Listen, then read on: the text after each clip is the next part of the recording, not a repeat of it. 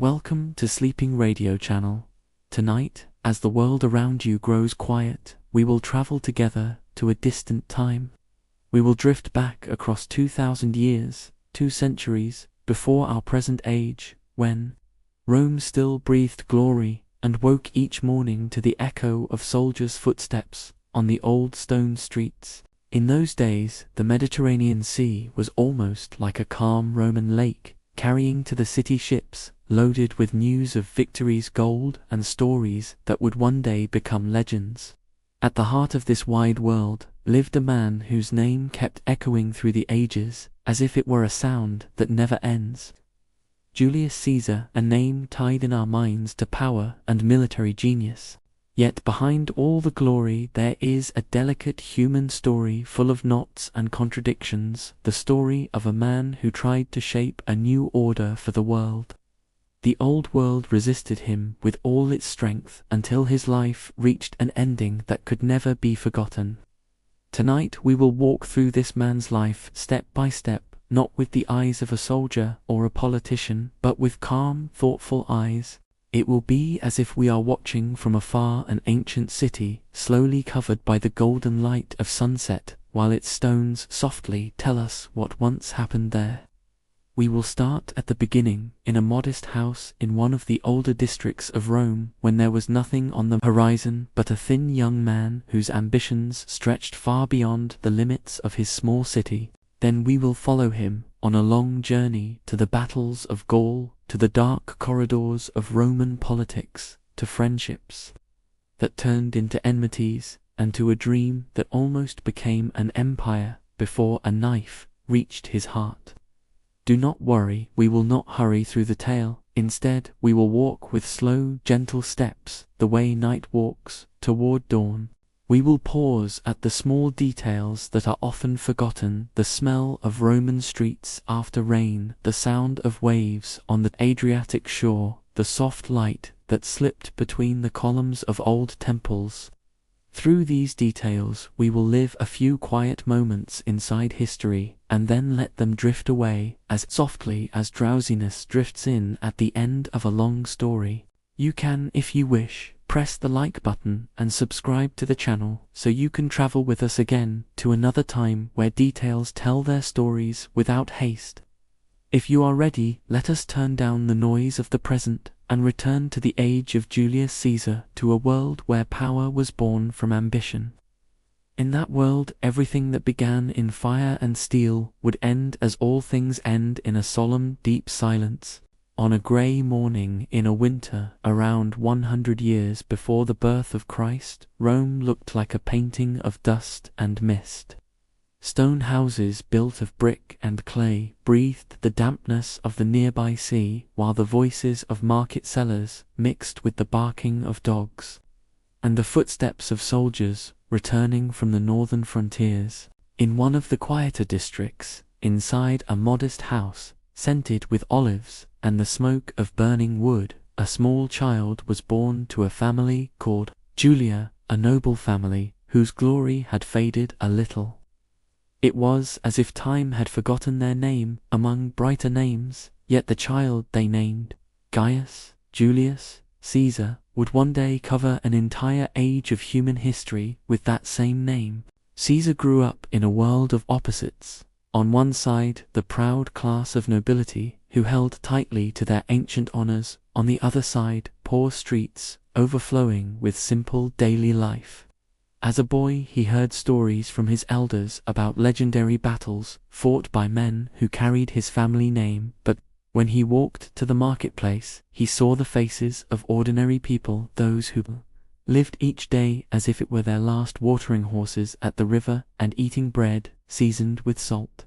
That mixture of inherited greatness and rough simplicity planted something quiet and strange inside him, a feeling that he had to fill a space that time had left empty. He felt that he must be more than a mere heir to a name, that he had to carve his own glory with his own hands. In the evenings, his mother, Aurelia, a stern and intelligent woman, would sit beside him and review his lessons in language and rhetoric. The boy listened as the sounds of the city faded outside the windows, the rumble of carts moving away, the whispers of neighbors, and the gentle tapping of light rain on the roof, creating a soft music that wrapped itself around his earliest dreams. Caesar learned early that a word could be like a sword, and that a strong voice in the Senate could defeat an army without spilling a drop of blood. This is how his passion for speech and persuasion began, under the watchful guidance of his mother, who planted in him the habit of precise thought and the patience of true ambition. His father, Gaius Julius the Elder, was a quiet man who held a modest administrative position in the state. He did not possess great ambitions. Yet he left his son something far more valuable, a deep inner calm, like the sea before a coming storm. Rome in those years was a world moving slowly toward chaos. Political tensions grew heavier each month, and the conflicts between nobles and commoners came close to exploding.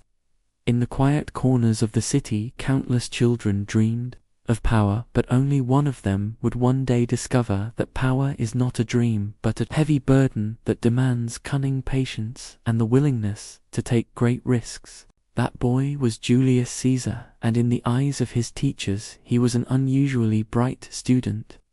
He had gentle features and a quiet manner, yet in his eyes there was a spark that could not be ignored, a glimmer, like the first flash of a sword in the morning light. As the years passed, the child began to leave his family home more often, walking to schools of rhetoric and philosophy. There, between cold stone walls that echoed with the voices of his teachers, he learned that reason could rule emotion, and that language, when mastered, could reshape the world. Each time he returned home through the twisting alleys, he saw the oil lamps dancing on the stones, casting trembling shadows as if they were drawing a hidden path toward his future. No one knew where that path would lead, yet he walked it with steady steps that seemed to know nothing of hesitation. His childhood looked calm on the surface, but deep inside it hid a volcano of ambition. Time did not put out that fire. Instead, each passing year fed it and made it burn more steadily. The rhythm of life in Rome moved with a slow, majestic pace. Each morning began with the sound of distant trumpets calling the soldiers. The voices of women filling their jars at public fountains rose into the cool air, while the light of the sun spread slowly across the marble walls of ancient temples. In this careful balance between noise and order, the boy Julius Caesar grew up in a society that valued the power of words more than the power of the sword. Glory there was measured by how deeply one could persuade the minds of others.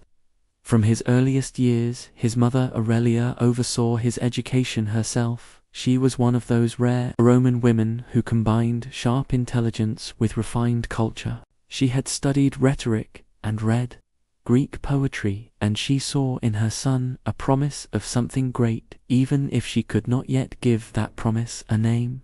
Some old accounts tell that Aurelia insisted he read out loud, so that he would learn steadiness of tone and feel the rhythm of language, the way a poet feels the rhythm of the sea. At around the age of 10, Julius began his formal studies under a teacher named Marcus Antonius Nifo, a man deeply attached to the old traditions of Rome. This teacher believed that any boy who wished one day to rule Rome must first learn how to rule his own tongue. From that point, Caesar's long journey with the art of oratory began. This art was then considered the sharpest weapon in the Roman Republic. He would sit in a cold hall with walls of pale stone where small candles flickered on wooden tables, and students wrote on wax tablets with their thin metal styluses. The teacher read passages from the speeches of great orators and asked his students to repeat them with voices that were calmer, clearer, and closer to the heart. Caesar discovered that oratory was not just a string of words but an inner rhythm, like the breathing of the sea. It rises when the speaker wishes to convince, and falls into softness when the speaker wishes to move the listener's feelings. As the years went by, the young man grew more and more drawn to thinking about politics and about the nature of the people around him. He would sometimes sit quietly in the crowded markets of Rome, watching merchants, commoners, and slaves, observing how they bargained, how they laughed, how the poor bent their backs when a noble passed, and how soldiers traded jokes after a long day. These everyday scenes taught him something no teacher could have placed in a book. That power does not truly live in laws, but in human hearts. In the evenings he would climb at times to the Capitoline Hill, where he could look out over the entire city, watching the Tiber River curl like a silver snake between the districts, and the lamplights sparkle on the roofs of temples, while senators walked in small groups toward their homes. Those sights lit in him a quiet hunger to understand, to know why people obey. He wondered why history seemed to repeat itself under different names again and again. He also studied philosophy with Greek teachers who spoke of virtue, destiny, and harmony with nature. They taught their students patience, self-control, and the idea that glory was only complete when mind and emotion were held in perfect balance. Caesar, however, did not naturally lean toward a life of pure renunciation. He was too full of driving energy. He believed that true virtue meant knowing when to move and when to keep still, when to yield and when to hide one's intent behind a quiet, controlled smile. By the time he reached the age of 16, the early signs of leadership were already visible in his character, even in the smallest details. He spoke with confidence among his companions, treated others with gentle courtesy that still held firm caution, and chose his words the way a sculptor chooses the first blows of his chisel on a block of stone. His steps were measured, his voice deep without strain, and his eyes watched everything with a patient attention that seemed to miss nothing. Those early years shaped him into a reflective young man who understood that real strength begins with understanding, and that anyone who wishes to lead others must first master the art of listening. While many of the young men of Rome spent their nights in noisy pleasures, Julius spent his in reading the histories of earlier ages. He recorded small notes about kings and wars, and let his mind wander through quiet visions of his own unknown future. He did not yet know how his path toward greatness would begin, but he already felt that it was near. Just as a traveler smells the salt of the sea long before he sees the water. At that stage, Caesar was not yet a great man. He was only a youth carrying within him a space larger than his time. Every morning, when the light slid into his room, Rome seemed to grow a little larger in his imagination. It was as though the city itself was slowly preparing to receive him one day, not merely as one of her sons, but as the shaper of her destiny. Rome at that time was a city that did not sleep. Even at night, when most torches were put out, there was still an echo that never really faded. The voices of guards talking quietly, the sound of horses crossing the bridges, and the distant murmur of men secretly planning the things that would one day shake the Republic, filled the dark streets with a quiet, restless life. In this city that hid its struggles behind a marble face, the young Julius Caesar took his first real steps into the world of politics. He was still only in the last years of his youth, but he had already inherited his mother's firmness and his teacher's deep belief that words could change the fate of a nation. When his father died around the time Caesar was 16, the house suddenly became his responsibility, and he became the head of the family. He now had to care for his mother and his two sisters, and in that early age he learned that the world gives respect only to those who know how to claim it. He began to attend small public meetings and to walk often to the Roman Forum, that wide open space where politicians, old soldiers, and citizens gathered to argue and discuss everything. There they spoke of taxes, wars, and public morals, and in that arena words were sharper than steel. The young newcomer with the quiet eyes quickly learned how to listen more than he spoke. He studied the faces of men when they lied, and noticed how their voices changed whenever money or power was mentioned. He owned no real influence yet, but he had something even more valuable, a growing understanding of human nature. That understanding would one day weigh more than gold and armies on the scale of history. Then came the event that changed the course of his life very early on, as the conflict between his uncle by marriage Marius and the famous general Sulla grew fierce. Caesar suddenly found himself standing at the center of a storm that was not his, yet threatened to swallow him. Marius was the great leader of the common people, and Sulla a hard, relentless champion of the nobles. When Sulla finally won, he began to destroy his enemies without mercy, sending lists of names to be hunted down and killed. By then Caesar had married Cornelia, the daughter of one of Marius' supporters, and Sulla ordered him to divorce her. He could have obeyed and saved himself, yet he chose to remain loyal to his wife, as if he needed first of all to prove to himself that he could not be bought. Sulla issued a sentence of death, and Caesar had no choice but to flee from the city he loved. This was the first time he truly faced the danger of death, and the first time he realized that the road to greatness would not be paved with marble, but with caution, hiding, and long cold nights. He escaped into the forests and distant villages of Italy, sleeping in fields and walking whole nights under the rain. Those harsh months sharpened his spirit. He learned the strength of silence, and discovered that when a man is stripped of everything, there still remains inside him one thing that cannot be taken: his will. After many pleas from friends and relatives, Sulla finally granted him a pardon, but added a dark warning. He said to those around him in a voice filled with uneasy insight, "Beware of this young man, there are 100 Mariuses hidden inside him." Sulla, although his enemy, had seen clearly what others did not see, a quiet fire behind a quiet face. With that warning still echoing in the air, Caesar returned to Rome more cautious than before. He did not throw himself back into politics at once. Instead, he chose a path that seemed safer, the path of military service. He was sent to Asia Minor, and there he began to learn the true meaning of command and leadership.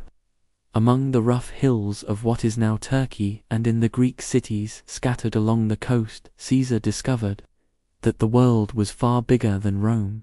He saw that power was not measured only by the number of soldiers, but also by the leader's ability to understand the men who followed him.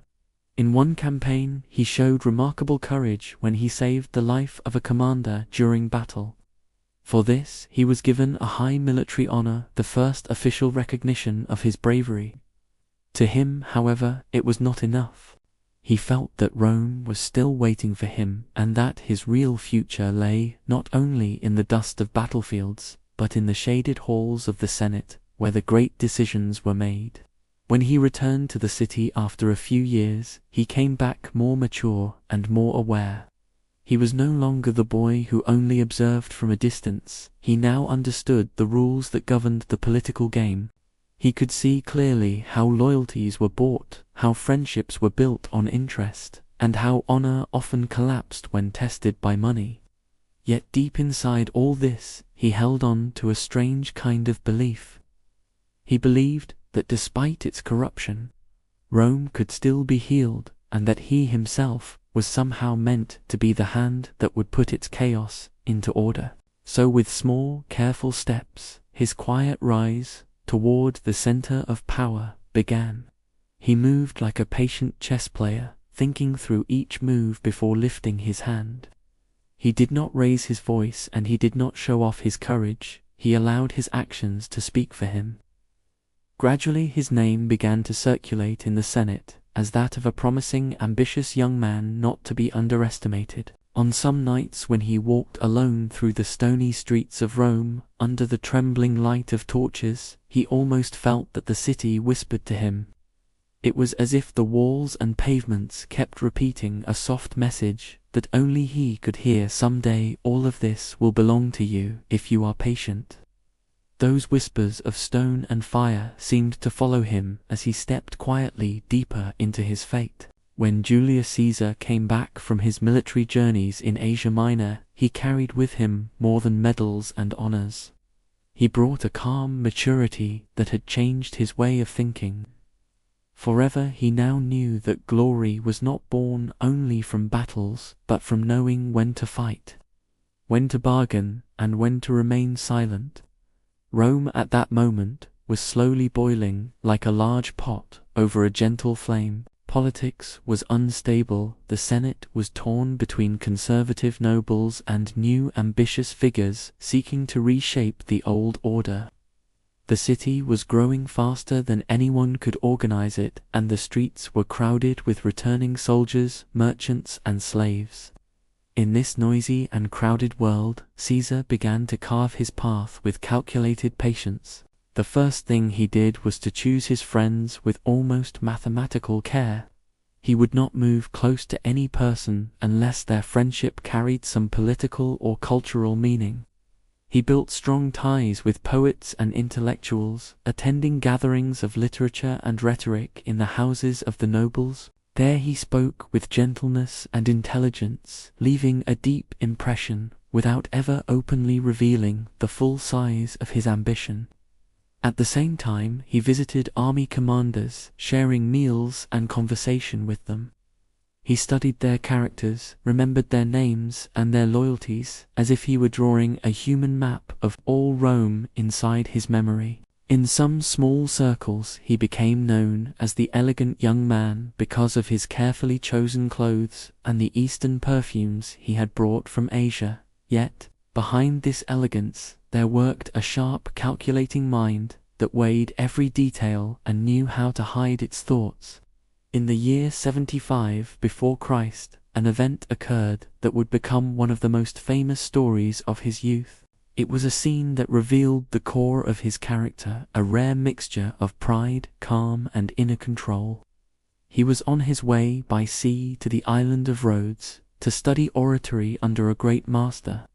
But his ship was captured by pirates in the Aegean Sea, and they demanded a ransom of 20 talents of silver. He looked at them and smiled calmly, telling them that they clearly did not know the value of the man they had captured. He said he would not pay less than 50 talents. The pirates laughed at his boldness, but accepted the higher price.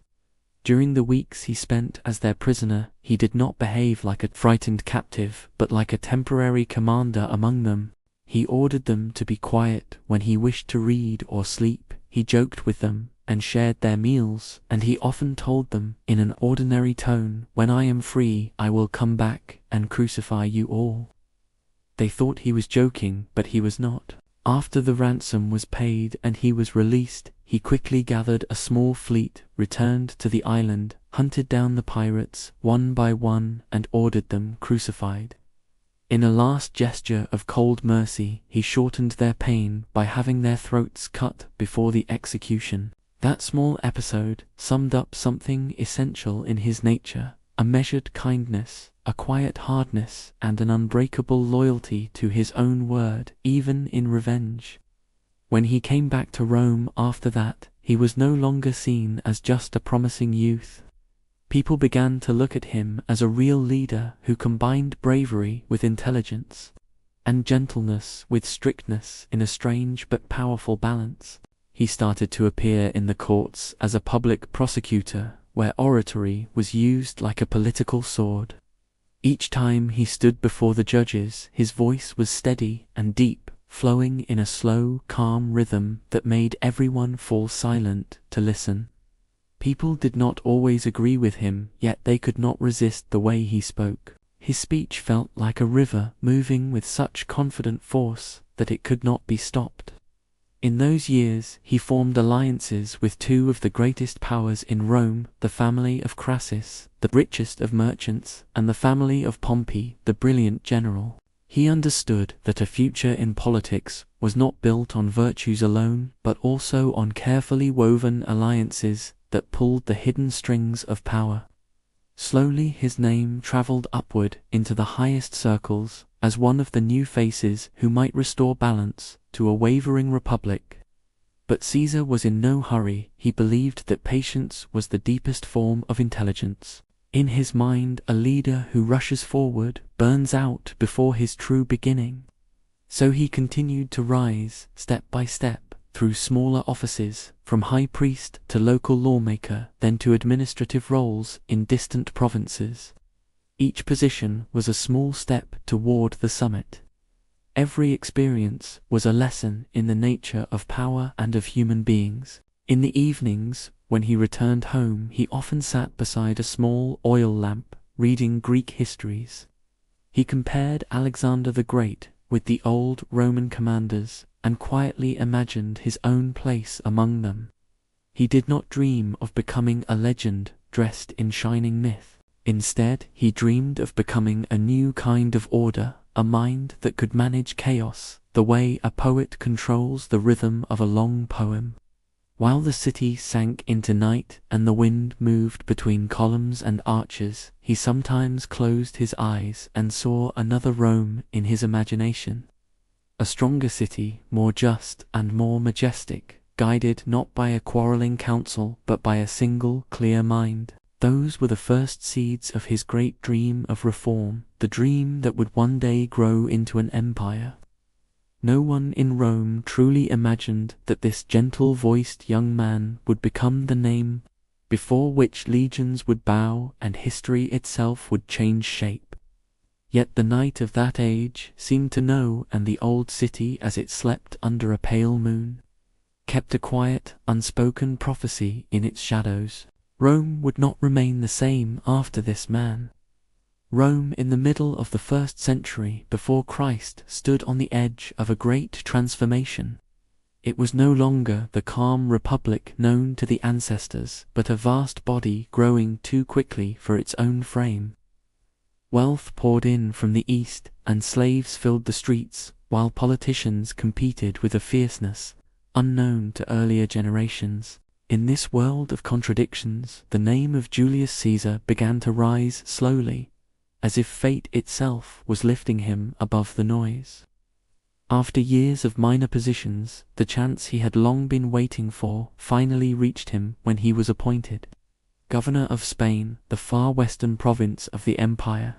It was a rugged land filled with rebellious tribes and endless mountains. To most politicians, it was nothing more than a temporary escape from Roman politics. But to Caesar, it was the first true stage. When he arrived, he had only a limited number of soldiers. Yet he knew that leadership does not begin with numbers, but with the ability to make the few believe in you. He woke earlier than all others, walked among his men, spoke to them with a calm, steady tone, shared their simple food, and listened to their complaints with a clean, honest spirit. He did not behave like a distant commander, but like an older brother who knew when to smile and when to demand discipline. Over time, his soldiers trusted him with a loyalty deeper than fear. He led successful campaigns against northern tribes, and after every battle he insisted on burying the dead with his own hands, whether they were his soldiers or his enemies. To him, war was an ethical lesson before it was a path to glory. He refused to let sudden wealth corrupt the army. Everything was divided with quiet precision, as if it were a mathematical matter, rather than the spoils of victory. These campaigns, though not the greatest, made the Senate finally turn its attention to him. He proved he was not simply a skilled speaker or a clever politician, but a commander who could control the battlefield with the same mastery he had over words. When he returned to Rome, he came surrounded by the quiet shine of achievement. His return, however, was far calmer than some expected. He entered the city without a large procession or noisy celebration. It was as though he already understood that unnecessary noise weakens real power. But he returned with a clearer goal than ever before, to build a solid base that would carry him to the top of the Republic. It was during this period that the first triumvirate took shape. This unofficial alliance brought together three men who would change the face of Roman history: Caesar, Pompey the Great, and Crassus the Wealthy. Each needed the others. Caesar wanted political and financial backing. Pompey wanted land for his veterans, and Crassus wanted influence equal to his immense wealth.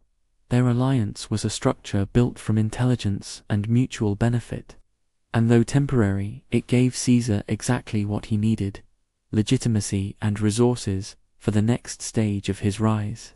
In the year 58 before Christ, he was given control of Gaul, a vast land stretching from the Alps to the Atlantic Ocean. It was filled with countless tribes who acknowledged Rome only in name. Ruling it would be a nearly impossible mission. But for Caesar, it was the golden opportunity he had dreamed of since his early days. From the beginning, he showed extraordinary talent in command. He did not rely on brute force alone, but on a delicate balance between diplomacy and firmness. He knew that tribes are not defeated by swords alone, but by promises, respect, and alliances. He welcomed tribal leaders into his tent and spoke with them as if they were old friends, then allowed them to leave, believing they had chosen loyalty on their own. In his first campaigns, he achieved quick victories against the Helvetii and the Belgae, then began his slow advance toward the north. But what truly distinguished him was not the victories themselves, but the way he later described them. In his work known as Commentaries on the Gallic War, he wrote in the third person, as if telling a story about someone else in clear, cold language, stripped of decoration. It made readers feel as if history itself was speaking. That book was more than a military report, it was the birth of a legend. In every battle he fought, he showed a rare balance between courage and calculation. He never rushed toward victory, nor feared loss. He studied the land with a soldier's eye and thought of the future with a politician's mind. While Rome gossiped about his triumphs, his enemies in the Senate felt danger creeping closer with each passing year. A man who owned a loyal army, wealth, and unmatched eloquence could at any moment become larger than the Republic itself. But during those years, Caesar was not thinking yet about ruling Rome. He was thinking about mastering himself, mastering time, mastering the history he was writing. He believed ambition required long patience, and that an emperor is born the moment he stops rushing toward the crown. In the cold nights of his camps in the far north, he often stood before the flickering light of a fire, listening to the wind shaking the tents. There, under a sky heavy with clouds, he thought about Rome far away, and the day he would return, not only as a victorious soldier, but as a master who needed approval from no one. In the northern lands of Gaul, where forests stretched toward the horizon and the sun sank slowly behind distant mountains, the Roman campfires glowed like earthly stars in the dark. In that harsh cold, the soldiers sat around the flames, wrapped in heavy cloaks, speaking in low voices about their mysterious commander. They spoke of a man who seemed to never tire, a leader who would march with them in storms and stand with them in battles, no matter how fierce. By this time, Julius Caesar had reached the height of his military power and intellectual strength. He was not merely a commander giving orders from a distance, but a restless, strategic mind that calculated every step like a poet shaping the rhythm of his verses. To him, Gaul was not just a battleground, but a vast puzzle of tribes, loyalties, and muddy plains that stretched endlessly. He did not see hardship as a problem, but as open space for intelligence to work. He believed war was not only a struggle of force, but a test of mind, patience, and human insight. Every day began before dawn. He would stand before a map drawn on stretched leather and study it in long silence. He then questioned his officers with simple but sharp questions about wind, roads, rivers, and hiding places. He saw what others could not see. He knew that small details determined the fate of large armies. In one campaign, he faced a deadly ambush by the Nervia trap that nearly destroyed his entire force. But instead of retreating, he stepped forward into the front lines, lifted his shield, and called his soldiers to follow him. In that moment, fear turned into fire, and the Roman army won a victory that seemed impossible. From that day, the soldiers spoke his name with a respect close to worship. He understood well that soldiers do not obey from fear alone but from admiration. So he lived exactly as they lived. He ate their food, slept on the ground, and endured the rain and cold without complaint. At the same time, he watched them carefully, learning who was reckless, who was afraid, and who could be trusted in the darkest hour. During long nights, he shaped his army into a small, disciplined world built on respect and absolute loyalty to him personally. With this calm strategy, he transformed his legions into an unbeatable instrument. Every order was executed instantly, every plan unfolded exactly as he imagined, even in the harshest conditions. In every new battle, he proved that discipline was as important as courage. His genius was not military alone, but psychological as well.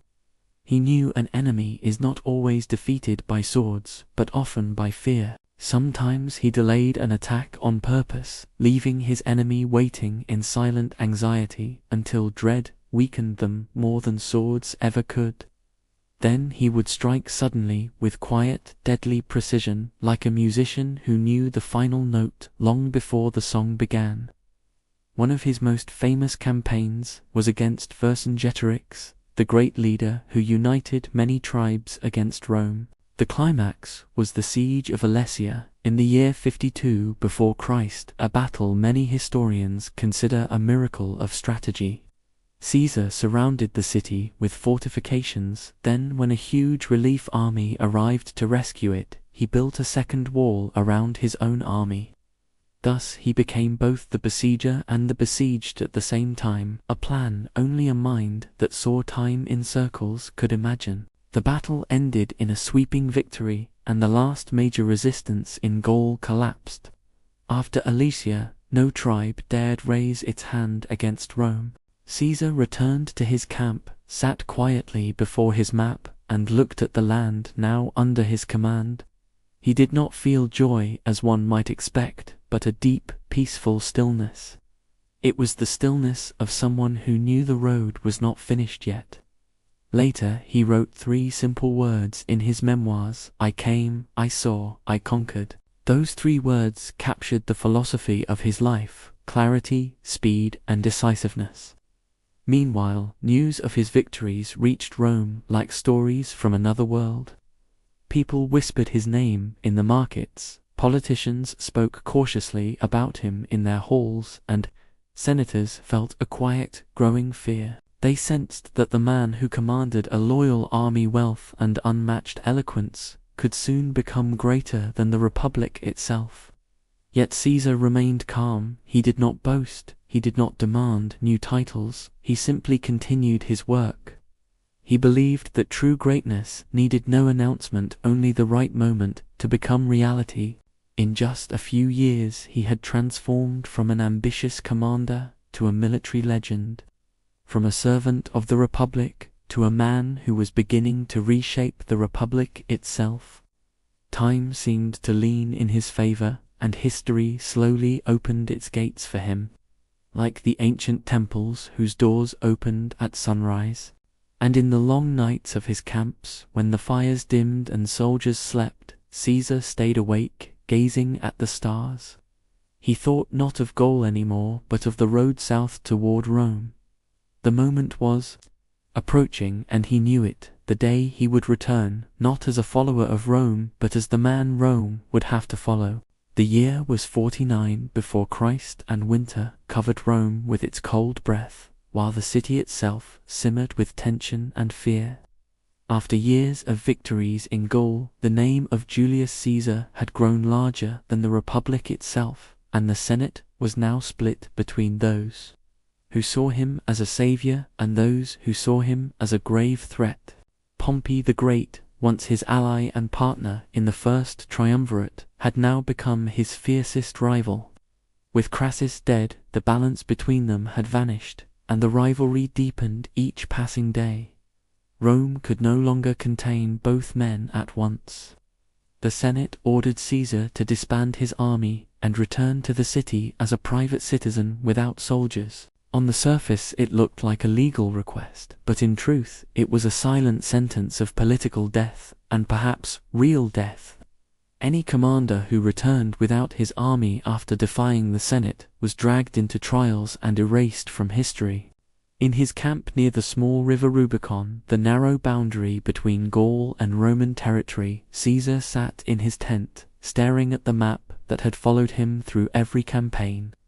The night was quiet except for the soft sound of the wind brushing past the flags outside. He knew that whatever he chose now would divide history into before and after. Ancient historian Suetonius wrote that Caesar stood a long time beside the river, watching its slow-flowing water. Then he turned to his officers and whispered with calm firmness, "The decision is made. The Rubicon cannot be crossed twice." Then he added the words that history never forgot: "The die is cast." He stepped forward slowly, entered the cold water, and crossed the river with his small loyal army. There was no clash of swords, no trumpets, only the soft sound of footsteps in shallow water, and a thick silence, like the silence of fate writing its final lines. From that moment, Caesar was no longer a servant of the Republic, he was now its challenger. When Rome heard the news, chaos exploded across the streets. Nobles and senators rushed to flee south toward Pompey and his forces. But Caesar did not march like a hungry conqueror, he marched like a man who knew time itself walked beside him. He entered one city after another, without a fight, because the people welcomed him more as a liberator than an invader. Everywhere he went, he forbade his soldiers from looting and issued strict orders to keep order. Even his enemies admitted that his discipline was astonishing. It was as if he wanted to prove that war could be quiet, and that power could move in measured steps without raising clouds of dust. In Rome, the Senate fell into panic, and Pompey fled to Greece to gather his army. Caesar entered the capital with almost no resistance. He stood in front of a forgotten statue of Alexander the Great, and gazed at the carved stone face. He whispered to those beside him, in a voice heavy with reflection, "At this age Alexander conquered the world, and I have done nothing yet." It was not regret. It was a quiet promise to himself that what he started in Gaul would not end until he reshaped the entire world.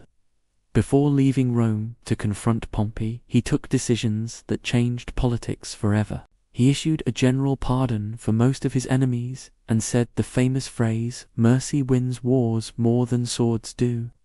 This new policy was strange to the Romans, who were accustomed to revenge after victory. But Caesar was not seeking revenge. He was building a new system built not on institutions, but on loyalty to him alone. He knew every step forward moved him farther from the old world he belonged to. He could no longer retreat, nor could he stop.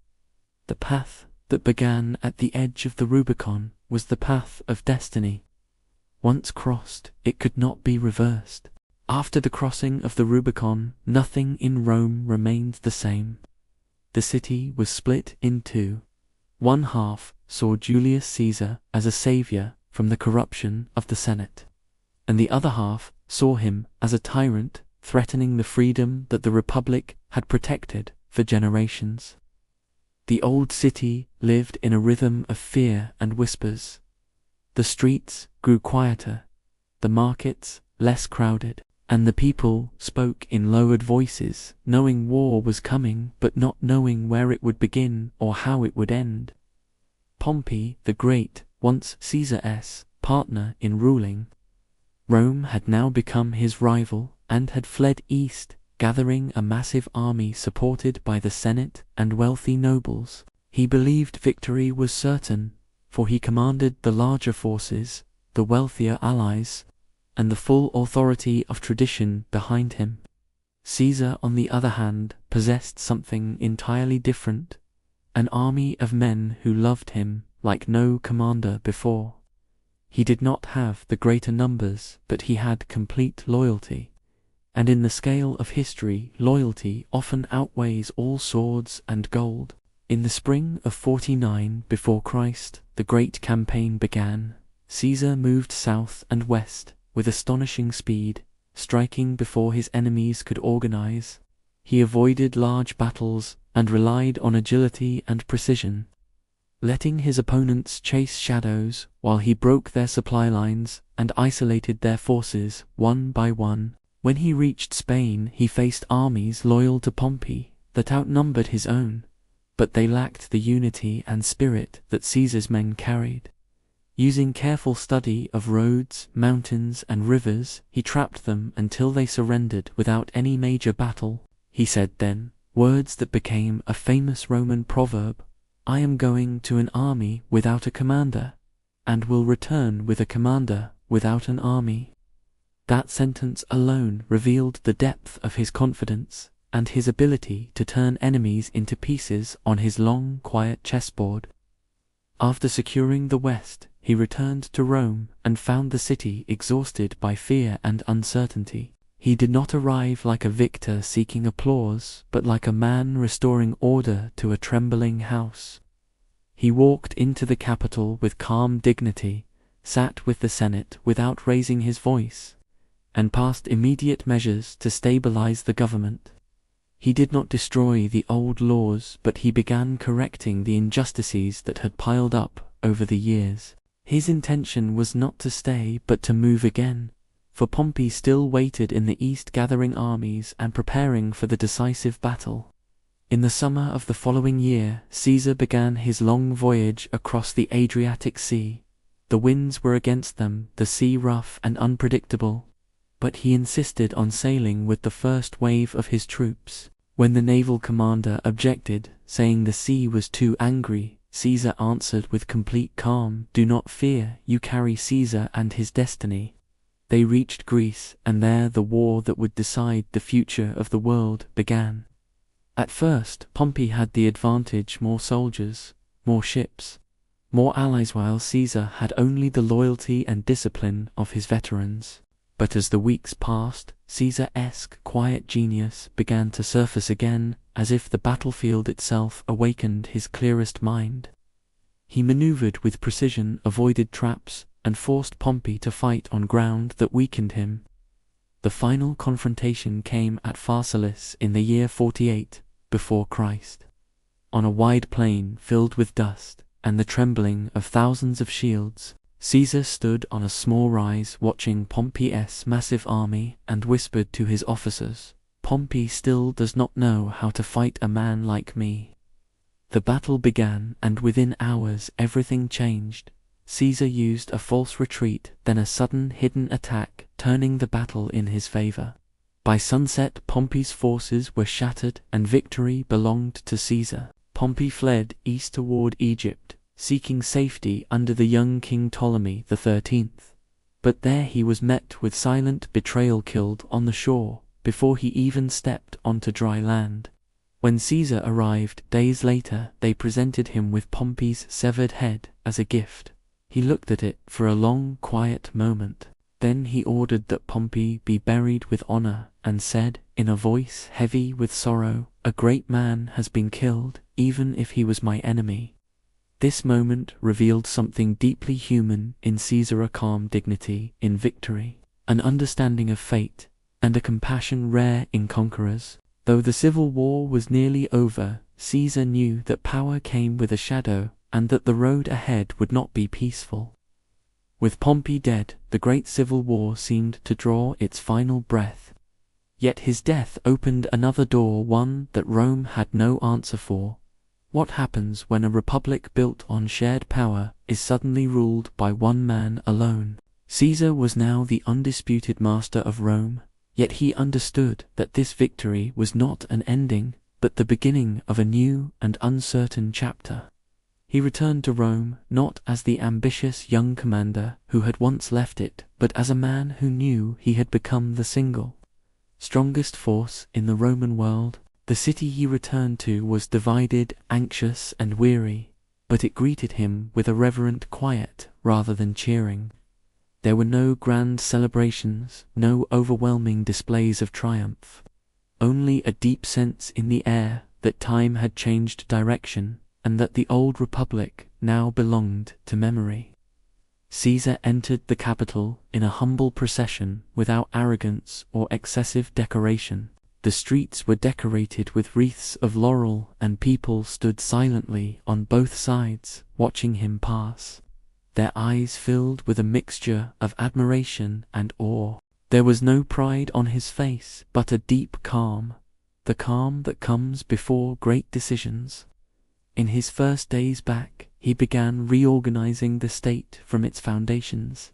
He stopped the prosecutions against his enemies and issued a general pardon even for those who had raised arms against him. He said, "In one Senate meeting, war truly ends when hatred is buried, not when the last drop of blood is spilled." This new policy confused the Romans, who were used to revenge and punishment after victory. But Caesar did not seek revenge. He sought to build a new order in which loyalty was tied to him, not to the old institutions. He launched wide economic reforms, redistributed land to veterans, reduced crushing debts, and established a fairer tax system than the one before. He also ordered a reform of the old Roman calendar, a system so corrupted it no longer matched the seasons. By calling astronomers from Alexandria, he created a new solar calendar with 365¼ days, adding 1 day every 4 years. This Julian calendar would shape the world's sense of time for nearly 2,000 years.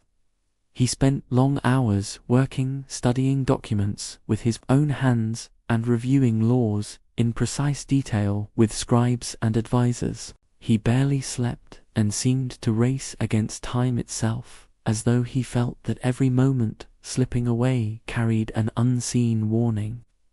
Rome changed rapidly under his rule. Roads repaired, temples restored, and the poor finally found grain in the public storerooms. But with each reform, the old republic faded more and more from sight. The Senate still sat in its marble halls, but its voice had grown thin and hollow. Senators now approved every proposal Caesar made. Even those who disliked him felt resistance was useless, for the man before them was no longer merely a political figure, but the embodiment of a new idea of power. Yet Caesar himself avoided appearing like a king. He refused the crown when it was offered during a public festival, and said clearly, "Rome does not know kings. I am her son, not her master." The crowds cheered, but the nobles felt the flames of fear rising in their hearts. On some nights, Caesar stood on the balcony of his new residence in the Forum, overlooking the sleeping city under the glow of torches. He listened to distant voices of sellers fading in the alleys and the quiet whisper of the Tiber beneath its stone bridges. He felt that Rome loved him yet feared him, like someone who loves the sun but knows its heat can burn. Among close friends he spoke of his final dream to guide Rome out of its endless internal battles into an age of lasting peace. He said in a soft, reflective voice, "Wars taught me that victory means nothing unless it produces peace." But while he dreamed of peace, his old enemies in the Senate saw something else: an end to their world, a slow, quiet death of the republic they had sworn to protect. Behind marble walls, whispers began to gather like cold wind in winter corridors. The seed of conspiracy was planted. As Caesar moved closer to glory, he moved farther from caution, and the whispers grew into shadows waiting for their moment. The months that followed were calm on the surface, yet heavy beneath. Rome appeared peaceful, but in the private halls of senators, a dark idea slowly took form. Many of them feared that Caesar's growing power would turn the republic into a quiet monarchy ruled by one man. They watched him with uneasy eyes, even as he spared their lives, gave them positions, and granted them honors they had never dreamed of. Mercy from a powerful man can inspire love, but it can also inspire fear in those who believe power should be shared, not carried by one hand. Caesar, however, walked through these days with unusual trust. He believed that forgiveness disarms hatred. He thought that by sparing his former enemies, he was planting peace in their hearts. But he misread the shadows around him. For those he forgave sat closest to him in the Senate wearing calm masks, while hiding storms beneath. The conspiracy grew in silence, like a seed under cold soil. Among the conspirators were men he knew well. Some had eaten at his table, others had served under his command. The group included Cassius, a man of sharp suspicion and bitter ambition, and Brutus, a quiet, thoughtful noble whom Caesar trusted as one would trust a son. Brutus was the deepest wound in this story, for he carried Caesar's respect, love, and belief more than any other. Caesar once said, "If Brutus wants anything, I would deny him nothing." But political philosophy had shaped Brutus more than personal affection. He believed strongly in the old republic, and in his mind, Caesar, despite his kindness, had become too powerful for any free state to survive. To Brutus, this was not betrayal but duty, though his heart trembled beneath the weight of it. Cassius used this inner conflict to draw Brutus into the plot, knowing that Brutus's name gave the conspiracy legitimacy. Meanwhile, Caesar prepared for a great journey east, a campaign against the Parthian Empire which he believed would secure Rome's future for generations. He worked day and night planning routes, studying old maps and discussing with generals the strategies of Alexander the Great. But ominous signs began to appear around him. Strange warnings reached his ears through servants, astrologers, and loyal friends. Calpurnia, his wife, begged him not to attend the Senate on the 15th of March. She had dreamt of his statue bleeding from many wounds. She held his hand tightly that morning, pleading with him to stay home just one day. Caesar rarely listened to omens, yet her fear moved him deeply. For a moment he agreed to remain inside and skip the meeting. But Decimus, one of the conspirators, came to him wearing a gentle expression, hiding a cold intention. He said, "The Senate waits for you. They have prepared honors. They will think you are ill. They will whisper that power has made you afraid." These words struck Caesar's pride and dignity more than any sword could. He rose from his seat and put on his cloak, saying calmly, "The man who fears what others think has already lost the battle within himself." He stepped outside and walked through the bright morning streets toward the theater of Pompey where the Senate was meeting. The sky was clear, the air gentle, and nothing in the world hinted that history was about to break open. But the shadows walked behind him in silence, and the fate of Rome followed him like an unseen companion. Inside the theater, dozens of senators stood waiting, pretending to welcome him but hiding trembling hands beneath their robes. Brutus stood among them, unable to look directly at Caesar's face. Caesar entered with calm dignity, unaware that every step forward was a step into a closing circle. He took his seat, prepared to begin the session, and in that moment the conspirators surrounded him. He returned to Rome, carrying a calm determination. And the city felt different beneath his footsteps, as if it already knew its future was tied to his own. The people watched him with a mixture of awe and quiet relief, as though the storms of war had finally begun to fade. He walked through the forum with slow breaths, listening to the echoes of crowds that once shouted his name with wild passion and now whispered it with gentle admiration. His authority no longer needed the noise of triumph, because it was now rooted deeply in the rhythm of the city itself. Rome felt like a great vessel, guided at last by a steady hand after years of drifting between rival powers. Citizens sensed a strange peace in the certainty he carried, a peace that settled over the streets like evening light. He paused to watch workers rebuilding colonnades and cleaning marble statues stained by years of chaos and neglect. These simple scenes pleased him more than the pageantry of victories because they spoke of a Rome reborn rather than a Rome conquered. In every corner, people seemed to stand a little taller, as if the weight of long fear had lifted from their shoulders at last. His reforms had begun to ripple gently through daily life, calming markets, easing hunger, and bringing order back to weary homes. It was a victory without trumpets, a quiet triumph that lived not in battles but in restored warmth and steady mornings. And yet he knew that peace in Rome was a guest that never stayed forever, for ambition lived in the stones and shadows, waiting for the next hand to shape the future. He studied the senators with careful eyes, sensing tension beneath their polite smiles, and, remembering that power in Rome was never held without a price, deep within he carried a stillness that had been carved from years of storms, and he knew the path ahead would demand more patience than any war he had fought. The city around him had begun to breathe again, its unrest softening into a fragile quiet that wrapped Rome like a thin morning mist.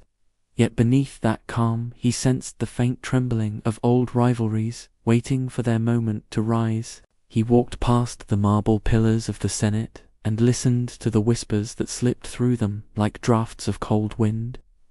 Those whispers carried neither loyalty nor trust, but a careful silence that spoke louder than open defiance.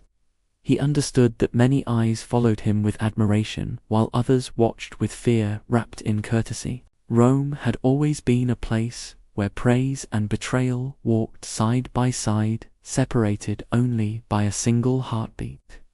Still, he moved with the same steady patience that had defined every step of his rise, trusting that clarity would guide him through the shifting landscape ahead.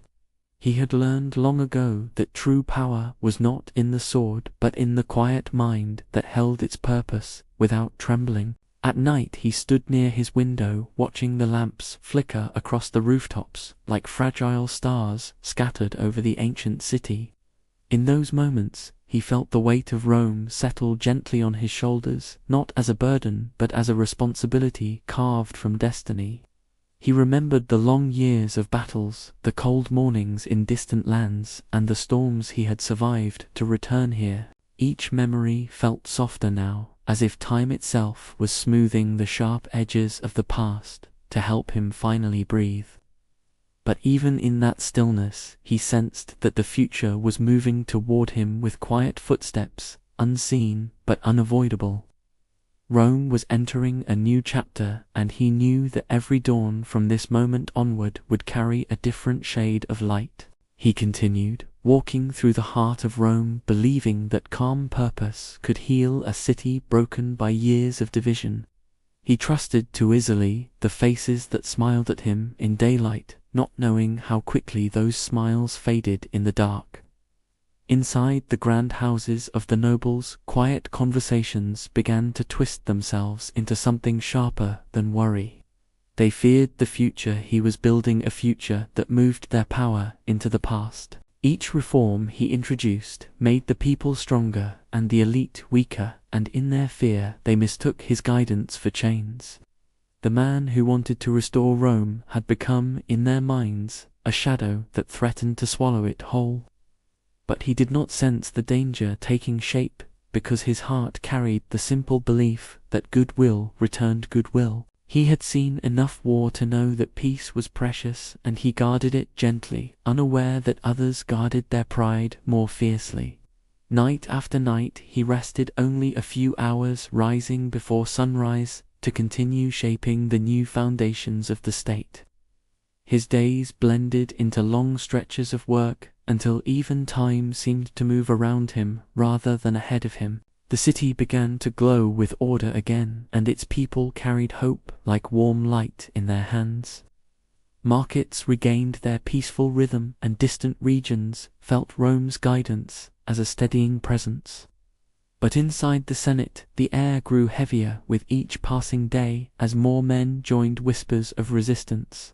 What began as doubt slowly hardened into a quiet promise that something must be done before his power became unbreakable. They convinced themselves that they were saving Rome not from chaos, but from the future he represented. Their fear turned into resolve, and their resolve turned into a plan so dark that even they trembled at the thought of it. Yet they hid it behind calm expressions and polite greetings whenever they crossed paths with him.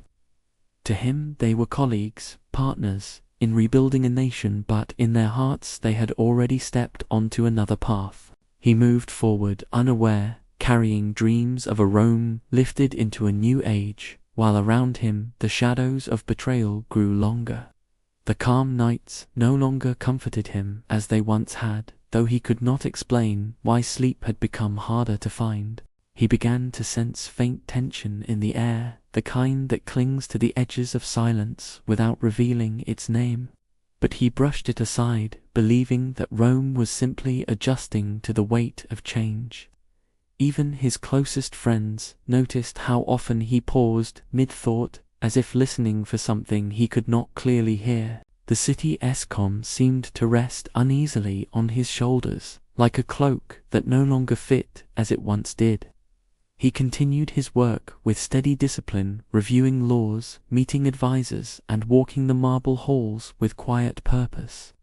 Every step he took echoed his belief that peace was worth protecting even when it demanded all of his strength. But beyond those halls, different footsteps were gathering, men meeting. In dim rooms with shutters drawn and lamps burning low, they whispered of danger, whispered that Rome needed saving, whispered that he had become too powerful to challenge later. They convinced themselves that they acted for the good of the Republic, though the truth lay hidden beneath layers of fear and pride. The more they spoke, the more their hesitation vanished, replaced by a cold determination that felt like destiny to them. He saw none of this as he walked through the city he had rebuilt stone by stone. He saw only the faces of citizens who finally slept without fear, and the markets that hummed with life once more. He carried gratitude in quiet ways, thanking the soldiers who guarded the gates and greeting strangers who bowed as he passed. Every kindness he offered deepened the love the people felt for him and sharpened the jealousy others held in secret.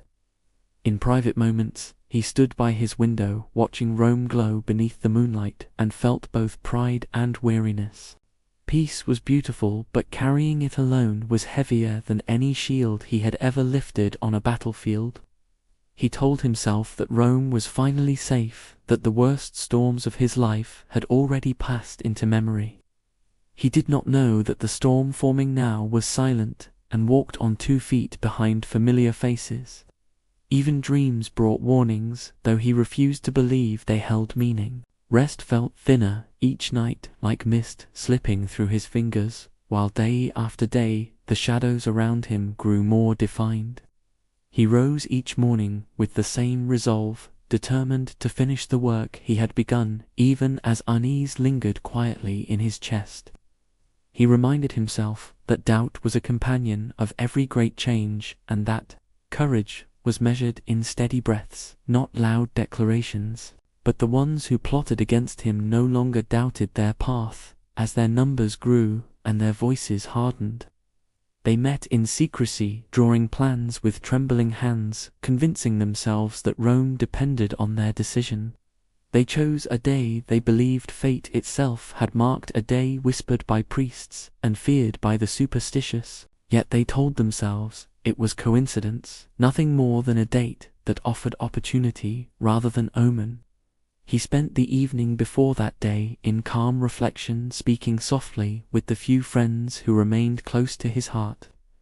They noticed a distant look in his eyes, the faint flicker of a man sensing a door ahead he did not wish to open, but he smiled gently as if to reassure them, and perhaps to reassure himself, that no darkness waited beyond tomorrow.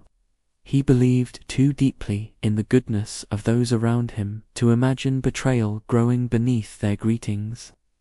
Before dawn he rested only briefly, waking with a heaviness he could not explain. The air in his room felt colder than usual, and the soft light of morning did little to warm the quiet unease inside him. Still, he prepared for the day with the same quiet discipline, adjusting his robe and gathering the documents he planned to present. His steps were steady, though each one felt strangely heavier, as if the marble beneath him resisted his movement. Outside his door, a trusted companion waited, offering a polite smile that hid a deeper urgency. Encouraging him to attend the Senate, he spoke with calm conviction, carefully concealing the tremor in his thoughts. He walked through the streets of Rome, surrounded by guards and familiar faces, though the city felt strangely muted around him. Even the sound of footsteps on stone seemed distant, as though the world itself held its breath. As he approached the Senate building, he glanced up at the sky, where pale light filtered through thin clouds. For a moment he paused, sensing something he could not name, a quiet whisper of warning lost in the morning breeze. He stepped forward again, pushing aside the faint chill that brushed against his thoughts like a passing shadow. He reminded himself that fear often disguises itself as intuition, and that a leader must walk with steady purpose even when the path grows dim. The senators greeted him with practiced warmth, their voices calm, their gestures respectful as he entered the hall. Yet beneath those gestures lingered a stiffness, a carefulness that did not match their words. He moved toward the center, carrying the documents he intended to discuss, believing this day would be like any other. The chamber around him was filled with soft light glinting off marble statues that had witnessed centuries of debate. But as he approached his seat, the room shifted subtly, men stepping closer in a slow circle that did not feel accidental. Their eyes avoided his presence, greeted not with admiration but with strained anticipation. He tried to speak, beginning his address with calm authority, but the sound of movement interrupted him. A hand pulled at his robe, another approached under the guise of petition, and the air tightened like a held breath. Then the first strike came sharp and sudden, breaking the fragile silence that hovered around them. Shock flashed across his face, more than pain, a disbelief that such violence had risen from those he trusted. Others followed quickly, each blow falling with the cold precision of men who had rehearsed courage they did not truly own. He stepped back, trying to understand the faces before him, faces once familiar now carved with fear and resolve. When he saw the one man he trusted most among them, the ache inside him deepened more than any wound. His voice softened as the room blurred around him, speaking a final question that carried the weight of a lifetime of loyalty. After that, his resistance faded like a candle losing its flame, letting the final moment take him without struggle. His body fell beneath the towering statue behind him, and the hall grew still except for the echo of hurried breaths.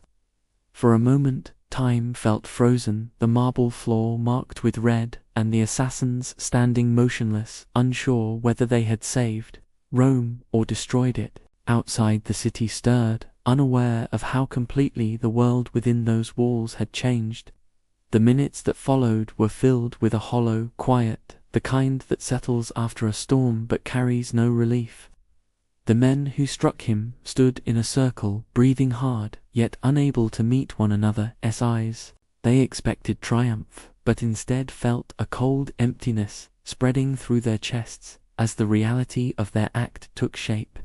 None spoke for a long time, for even whispers felt too loud in the presence of what they had done. At last, they stepped back, leaving his body where it had fallen beneath the shadow of the statue. The chamber that had once echoed with debate now carried only the faint sound of footsteps retreating through its corridors.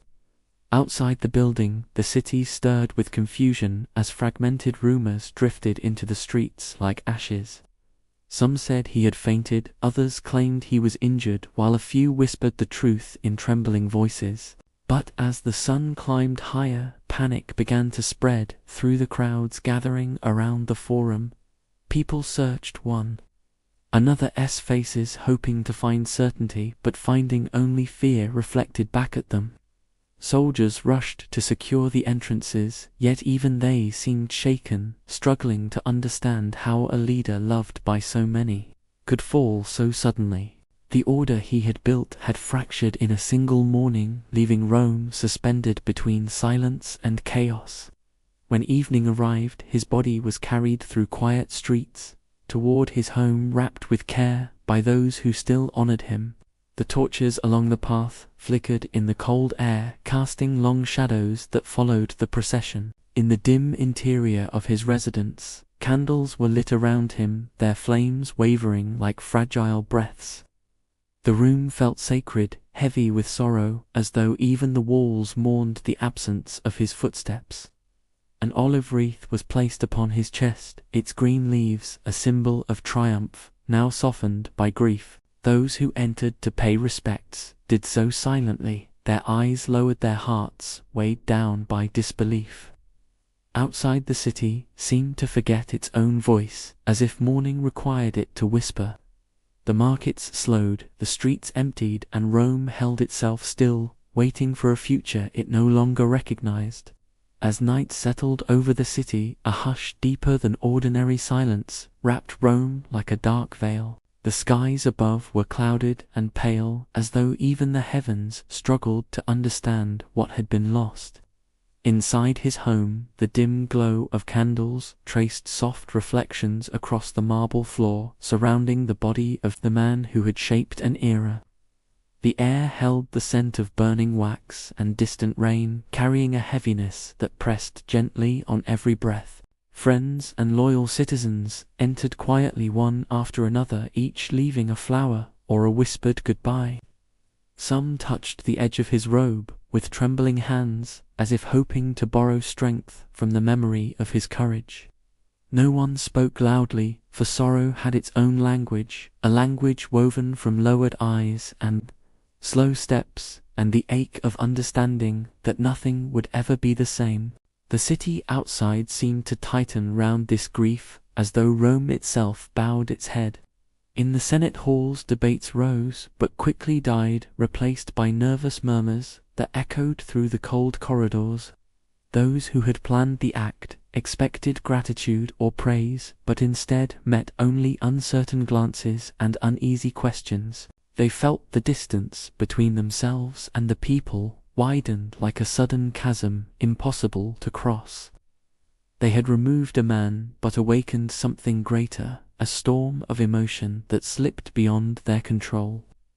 Across the streets, crowds gathered in small circles, talking softly of what he had done for them over the years. They remembered the food he ensured for the poor, the protection he brought to travelers, the fairness he extended even to strangers. Mothers told their children about the calm strength he carried, the patience he practiced, and the kindness he offered without needing to be asked. His name had lived in the rhythm of daily life, and now his absence echoed in every corner. When dawn arrived, pale and hesitant, the city felt older, as if one night had weighed upon it like many years. Merchants opened their stalls more slowly, guards patrolled with lowered heads, and the usual laughter of mourning was nowhere to be heard. By midday the forum filled with thousands as news spread that his body would be shown so the people could say farewell. They came from every district, from distant farms and busy marketplaces, drawn together by a grief they all shared. The air was thick with incense, drifting upward in soft spirals, while the crowd stood shoulder to shoulder in reverent silence. Many wept openly, while others stared with hollow expressions, unable to understand how a life so powerful could end so swiftly. Then his closest ally stepped forward, addressing the people, with a voice trembling between sorrow and restrained fire. He lifted the blood-stained robe for all to see, and the moment burned itself into the soul of Rome. The crowd gasped, then murmured, then roared, the sound rising like a wave of heartbreak and fury that shook the square. It was not the sound of vengeance, but of a wound cut too deep to close without pain. The flames that consumed his body reached toward the sky, carrying with them the final breath of the man who had carried Rome through storms. Smoke curled upward, glowing orange against the evening sky like a beacon marking the end of an era. People knelt, clasping their hands, whispering prayers, not to a god, but to the memory of a leader who had given them hope. Children pressed against their mothers' chests, listening to the trembling heartbeat of a grieving city. As the fire dimmed and the ashes settled, a quiet resolve spread through the crowd, a silent promise that his legacy would not fade. They felt that something greater than a life had ended, something that had shaped their identities and their dreams.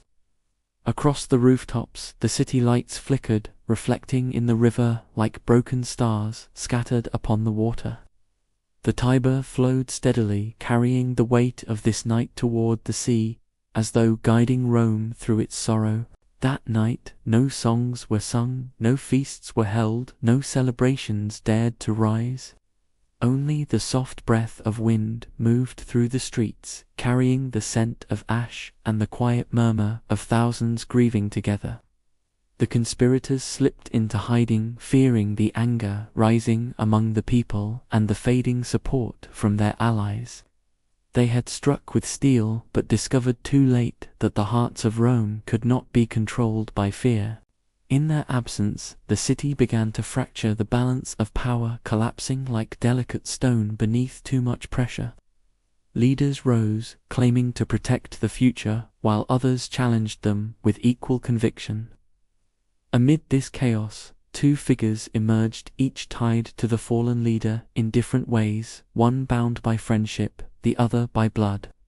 Together they vowed to defend his memory, but soon found themselves standing on opposite shores of ambition. One sought stability through force, believing only strength could calm a wounded nation. The other sought quiet order, building alliances with care and studying each move as though arranging pieces on a vast board of fate. The people watched uncertainly, torn between loyalty to the past and fear for the days ahead. Rome's streets filled once more with rumors that moved like restless winds, weaving through doorways and narrow alleys. Battles erupted, not in distant lands, but close to home, shaking the very foundations he had tried to steady. The once peaceful forum became a place of orders shouted from high steps, and soldiers marching beneath tense skies. Through it all, his name remained a guiding star, invoked in every speech and argument, shaping actions long after his passing. Even those who opposed him found themselves measuring the future in the shadow of what he had left behind. His adoptive son rose slowly from quiet beginnings, gathering supporters with patient words and a mind sharpened by grief. He carried not the loud fire of warriors, but a calm resolve that mirrored the man he followed. Where others fought with swords, he fought with strategy, weaving alliances with precision until the balance of power shifted toward him. Every step he took echoed the guidance he had once heard in the home of the man he now vowed to honor. Meanwhile, his rival drifted deeper into conflict, drawn toward distant lands and foreign alliances. His ambitions stretched beyond Rome, and though he fought fiercely, his path grew heavier with uncertainty. The final clash came on the open sea, where two destinies collided beneath a sky filled with smoke and salt and burning sails. The waves echoed with the cries of men fighting not just for victory, but for the future the fallen leader had left behind. When the battle ended, the successor who carried quiet strength emerged victorious, standing upon a deck washed in fading sunlight. He gazed across the horizon, not with triumph, but with a lingering sadness shaped by years of loss. Returning to Rome, he entered the city, not as a conqueror, but as a guardian, fulfilling a promise older than war. With gentle words, he calmed the Senate, restored the streets, and healed the fractures carved by grief. He rebuilt temples, roads, and walls, but more importantly, he restored hope, letting peace settle again upon the weary hearts of the people.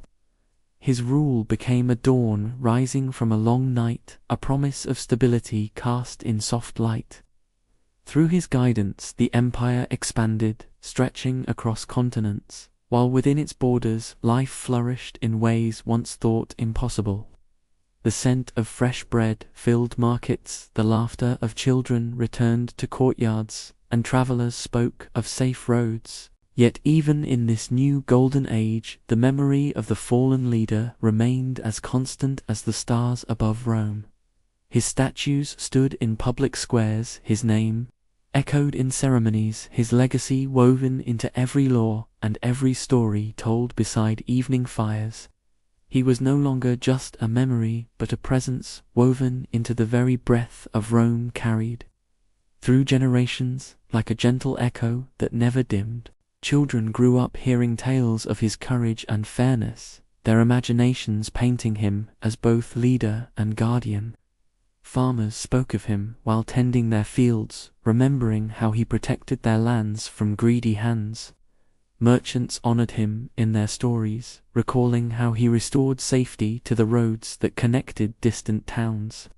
Poets wrote verses inspired by his rise, his trials, and the dreams he carried, even when the world turned against him. Scholars studied his strategies, his reforms, and the quiet wisdom behind every decision he made.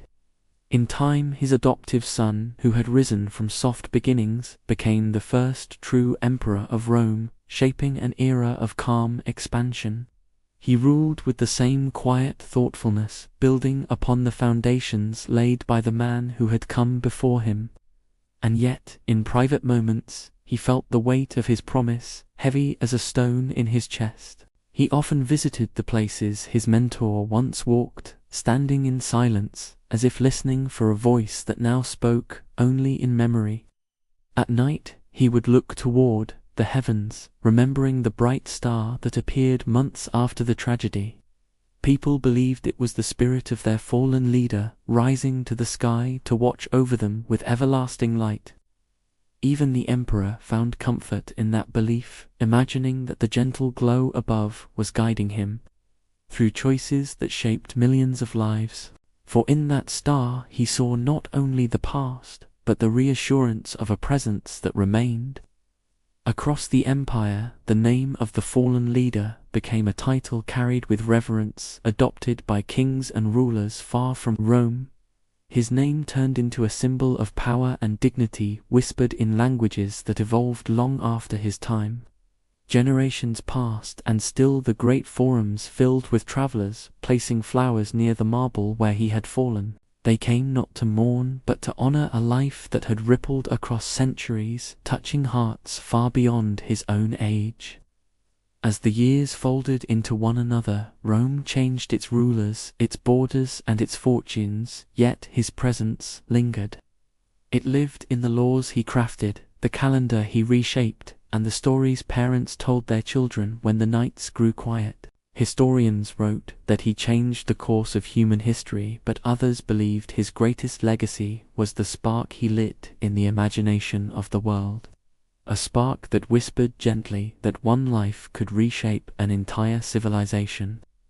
In distant villages, people still spoke his name, by the warmth of firelight sharing tales, as though he had walked their roads only yesterday. Some remembered him as a warrior, others as a thinker, but all agreed he was a figure who refused to fade. Even in lands beyond Rome, his legend crossed mountains, rivers, and deserts, carrying with it the sense of a man whose greatness grew not from cruelty, but from vision. And wherever his story went, it inspired new dreams in the hearts of those who heard it. Travelers from far regions visited Rome, not searching for gold or glory, but for the silent places where his footsteps lingered. They stood before his monuments, listening to the whisper of wind through ancient pillars, imagining the world he once shaped. In quiet libraries, scholars traced his life through ink and parchment, their studies unraveling the depths of his character. They found a man who balanced ambition with intellect, and who carried both strength and gentleness in equal measure. Artists carved his likeness in marble, drew him in soft pigments, and molded his profile into coins that crossed continents. Each portrayal sought not only to capture his features, but the calm determination that defined his spirit. As centuries turned into millennia, Rome itself transformed, falling, rising, and transforming again under different empires and new names. Yet, No matter how much the world changed, the mark he left remained unshaken. His influence flowed through time as rivers flow toward the sea, shaping kingdoms, revolutions, and ideals in places he had never imagined. Leaders studied him not only to imitate his greatness, but to avoid the flaws that shaped his fate. And still, in the quietest hours of night, when the city lights softened and the world rested, his story glowed like an ember. It reminded humanity of the fragile line between triumph and downfall, and of the courage required to walk it.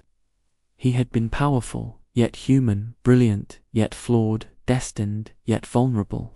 His life taught that greatness is not perfection, but the willingness to strive beyond fear, to dream larger than safety allows. In the ruins of ancient Rome, the wind still moves through cracked stones, carrying the soft echo of his final steps. Travelers pause, feeling something they cannot name, a tremor of memory, a shadow of a life that left the world different. Some say the earth remembers, some say the stones hold whispers, and others believe that the presence of extraordinary lives lingers long after their bodies rest. In his case, the world remembered with unusual devotion, for he was a man who changed not only borders or laws, but the very idea of what one person could become. He carved his dreams into history with a steady hand, leaving marks that time itself refused to erase.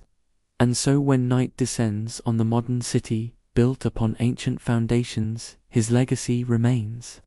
Woven into every breath of the land, lights shimmer on the river, just as they once did, and the moon rises above ruins that still hold his shadow. In those moments, the world grows quiet, and one can almost feel him there, not as a ruler, not as a conqueror, but as a human being standing at the edge of time. He watches the world he helped shape, continuing without him, yet always carrying his name. The story of his rise and fall has become a lullaby of history, a gentle reminder that even the greatest journeys end in silence. But that silence is not emptiness, it is the soft place where memory rests and where legacy becomes eternal. And as you sit here listening, as your breath slows and your thoughts soften, you carry a fragment of his story within you. It becomes a quiet lantern, lighting the depth of your imagination as sleep draws near. For every story of the past is also a mirror, reflecting the hopes and dreams we hold in the present. And in this calm night, as the world dims and your eyelids grow heavy, the echoes of his life fold into a gentle hush. Let the weight of history melt away, let the long journey through ancient Rome settle like soft dust beneath your thoughts. The city grows distant, the fires dim, and only the warmth of the tale remains to cradle you into rest. Now breathe slowly, letting the world quiet itself one heartbeat at a time. Feel the calm settle through your body, as if centuries of stories have softened into a single whisper, meant only for you. And as sleep begins to rise within you like a tide returning to shore, know that even the greatest figures in history ended their days in the same silence that now gathers around you. Close your eyes, drift gently, and let the soft echoes of his legacy fade into peaceful stillness. The night is calm, the world is quiet, and your journey through this story has come to rest. Sleep well, and may your dreams carry you through peaceful worlds, just as timeless as the one we left behind.